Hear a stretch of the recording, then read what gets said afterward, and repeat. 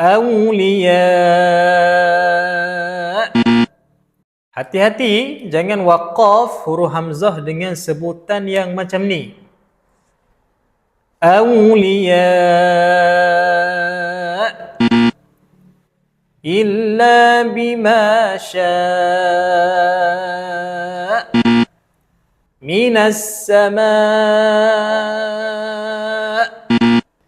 Kesalahan tadi, dia menekan suaranya di hujung-hujung sebutan. Bila menekan suara di hujung sebutan ni, seperti mana yang saya pernah kongsikan, sebenarnya itu cara untuk kita sebut huruf yang bersabdu. Adapun hamzah, dalam perkataan-perkataan yang tadi, dia tiada sabdu. Jadi kita nak waqaf macam mana? Kita waqaf dengan suara yang mendatar. Okey? Illa bima syaa. Jelaskan hamzah di hujung. Jangan sampai hamzah tu hilang pula. Illa bima syaa. Tu hilang. Okey. Sama juga dengan perkataan yang lain. Minas sama'.